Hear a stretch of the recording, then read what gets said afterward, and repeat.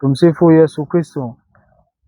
Nikukaribishe katika mwendelezo wa vipindi vyetu vinavyoendelea kutolewa hapa katika Mlima wa Sala wa Maria Rita, na mwezeshaji wa vipindi hivi ni Padri Erastus Elias Mgani wa shirika la Mtakatifu Agustino. Leo tutakwenda kuangazia hasa juu ya moja ya sifa ya Mtakatifu Rita wa Kashia, ambapo tunasema Mtakatifu Rita wa Kashia ni mtakatifu wa mambo yaliyoshindikana. Nikukaribishe baba hasa uweze kutolea ufafanuzi wa sifa hii. Mtazamaji anayetazama anaposikia Mtakatifu Rita ni mtakatifu wa mambo yaliyoshindikana, aelewe vipi? Karibu sana baba. Asante. Tumsifu Yesu Kristo. Amina. Kwa mtazamaji ambapo anasikia Mtakatifu Rita wa mambo yaliyoshindikana, neno hili ni kubwa, wa mambo yaliyoshindikana. Kirejea kwenye maandiko, Injili ya Luka sura ya kwanza ya 37, tunaona malaika anamwambia Bikira Maria kwamba kwa kuwa hakuna neno lisilowezekana kwa Mungu, hakuna ambalo kwa Mungu linashindikana. Lakini pia tukiangalia Yesu wakati anaongea na wanafunzi wake, Injili ya Mathayo sura 19 aya 26 pale, Yesu anasema kwamba kwa wanadamu haiwezekani, lakini kwa Mungu yote yanawezekana.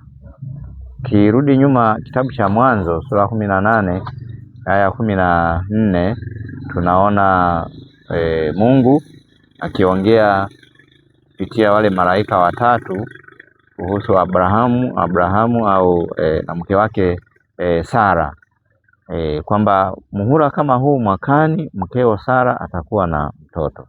Tunakumbuka pale Sara alicheka, na hawa anasema kwa nini mkeo amecheka? Anasema kwamba je, kuna neno gani gumu la kumshinda Bwana?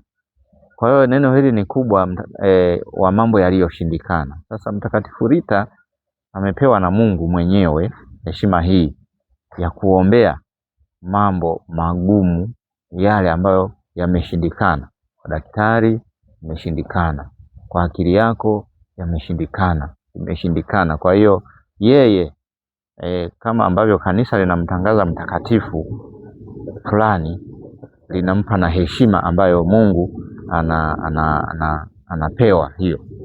Si tu pengine Mtakatifu Rita, lakini yupo Antoni wa Padua pia, mtakatifu wa mambo yaliyoshindikana. Kwa ukubwa wake Bikira Maria pia wa mambo yaliyoshindikana pia, kwa sababu hata tunasali kwamba uliahidi kwamba hakuna mtu aliyekimbilia maombezi yako atashindwa. Kwa hiyo Mtakatifu Rita, wale mambo ambayo kwa kweli yameshindikana, basi watu waje wasali kupitia maombezi ya huyu mtakatifu. Na kwa namna hiyo labda niongelee hapa pia nyenzo hizo za kutufikisha huko kwenye hayo yaliyoshindikana. Kuna sala, kuna vitabu. Hapa nina baadhi ya vitabu kwa maombezi ya Mtakatifu Rita. Ya kwanza ni hii novena. Novena ya Mtakatifu Rita wa Kashia, mtakatifu wa mambo yaliyoshindikana. Hii novena siku 9, unasali jambo lako gumu ambalo umeshindwa, basi sali. Shuhuda ziko nyingi, lakini siwezi kutaja kwenye wakati huu. Kuna hii novena ni muhimu sana, na ipo sehemu mbalimbali. Unapopita sehemu mbalimbali unakutana nayo. Lakini tunavyo vitabu vingine pia. Kuna mwiba wa Mtakatifu Rita wa Kashia. Mwiba ni nini? Alichoma mwiba kwenye paji la uso kutoka katika msalaba wa Bwana wetu Yesu Kristo. Kuna sala humu, kuna novena, kuna mambo mbalimbali, vitabu vipo. Lakini pia kuna kingine kinaitwa Mtakatifu Rita shujaa wa kujitoa sadaka. Mtakatifu Rita alijitoa kweli sadaka kumpenda Bwana wetu Yesu Kristo, kupata mateso, kidonda kile katika paji la uso miaka 15 amekaa nacho chenye maumivu mengi. Tunacho kingine Mtakatifu Rita bustani ya mawaridi. Hizi zote ni sala, lakini tukikumbuka waridi ambalo huyu mtakatifu alilipanda kwenye bustani yake kule Rocaporena nyumbani kwake.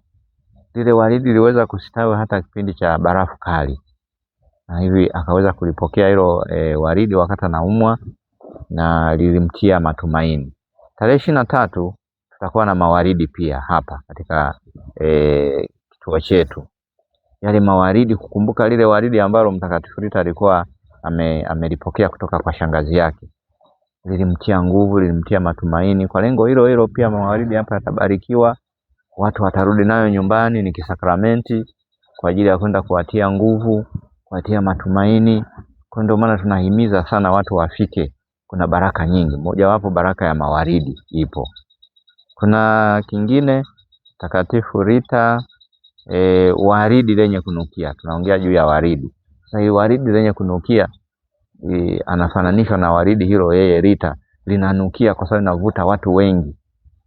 Mtakatifu Rita, ukienda hata sehemu nyingine, nchi nyingine, unakuta kwamba yani hii devotion tunasema majitolea haya kwa Mtakatifu Rita yapo sana. Watu wanasali, ukienda Amerika ya Kusini, ukienda Ulaya, ukienda sehemu mbalimbali, ni waridi kweli, linanukia, linavuta watu.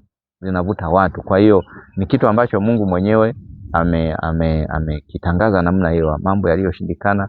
Kwa watu wasiende kwa waganga wa kienyeji. Hii ni mwaliko mkubwa sana. Watu wasiende kutafuta dawa, sio wafanyeje na nini, wamkimbilie Mungu kupitia maombezi ya huyu mtakatifu Rita wa Kashia wa mambo ambayo yameshindikana. Lakini pia cha mwisho kuhusu mlima huu wa Sala, kuna kitabu pia muhimu kinaitwa Maria Rita. Kitabu hiki kinaitwa Maria Rita.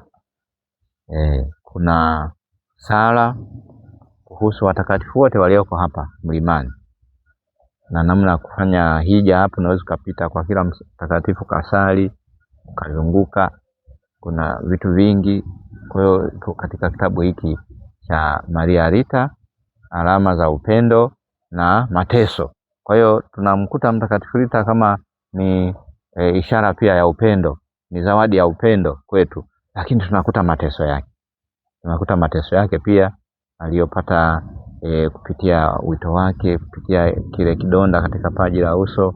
Sisi pia hivyo hivyo tunaingia kwenye roho hiyo hiyo, upendo, wapenda watu wengine, lakini ukiingia kwenye roho hii lazima utapita kwenye njia ya mateso, na ndio njia ya msalaba hiyo.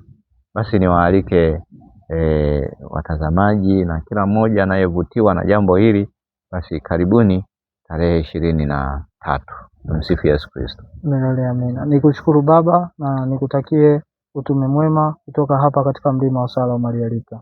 Asante sana. Mpenzi mtazamaji, nikushukuru kwa kuungana nami mwanzo mpaka mwisho wa kipindi hiki.